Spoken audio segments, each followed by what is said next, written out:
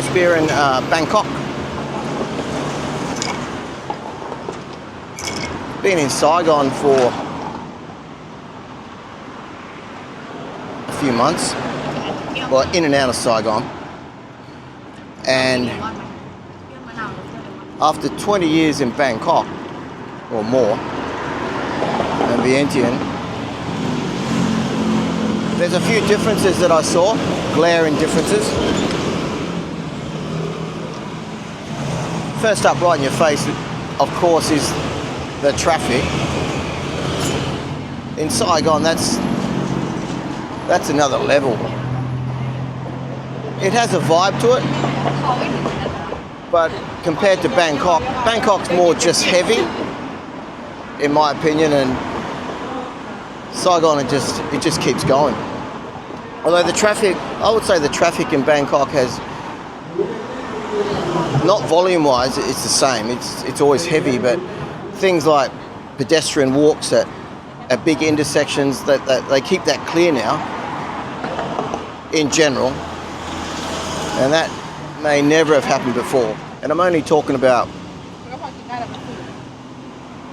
Greater Bangkok and Saigon. I'm not talking about Vung Tau or Da Nang or anything outside Saigon, or same with Thailand. I'm not talking about Pattaya or Patong or anything. But if you were going to compare, example, District 1 versus Pattaya or Patong or Cowboy or anything, that's not for me. And then, of course, there's price. As everyone would have heard, Bangkok's, well, everywhere in the world is more expensive than it was 20 years ago. I mean, for an example, in Bangkok, there's a Thai pub that I frequent a lot when I'm in town. It's just near my apartment, and I've been getting basically the same meal there a lot for nearly 20 years, and it used to cost me around, started off at about 190 baht, then it was about 280 baht for years. And then just after the lockdowns, it was, when I got back, it was something like 370. The other night, when I got back, I went in there and it's 520 baht. And that's for the same meal. So things have picked up. I mean, in Saigon, I was getting grab food delivered to my apartment. Ribeye steak with a couple of serves of rice. It was like not even 400 baht equivalent. So I almost don't know how they make money. And also in Saigon, the pastry, the bakeries are just like Vientiane. They're just, again, next level. The pastry cooks in Saigon. Of course, that's the French connection happening.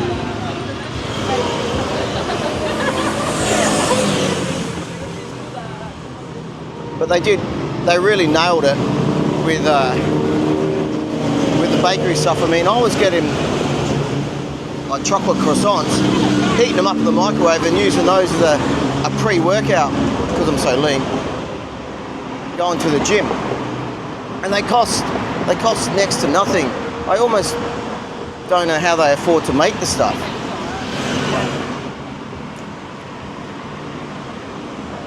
Gyms. Now, gyms, they seem to be everywhere in Saigon. I mean, I was staying down just near Crescent Mall there in District 7. Gyms all over. And out through Nam near the airport as well.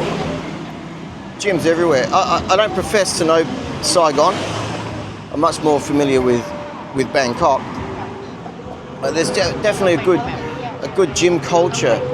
Boxing as well in Saigon, from what I saw. Running tracks. Well, the one near Crescent Mall that I used to go, that's all being dug up at the moment and renovated, but that's pretty good. But I haven't seen anything in Saigon that matches the Forest Park or the Benjakati Park. I've been running around the lake there for like best part of 20 years, but now they've made sort of like two parks into one. and what used to be, pretty sure it was the old tobacco factory, it was all their warehouses. Now if you go there, they've renovated all those warehouses in there, like pickleball and basketball courts and good running and bike tracks all through there. It's really good to be that close to a, call it CBD. It's an outstanding park. I'm sure Saigon probably has similar, but I haven't seen it yet. And the weather, well, of course, it's still Southeast Asia. It's still tropical, and the wet season is in full effect. But it seems, this is my opinion, it seems to rain more all day in Saigon compared to Bangkok, which, well, it does, but you can generally judge if you're not home by, have your running done by, say, 1600 or 4 p.m, you're probably going to get pretty wet in Bangkok.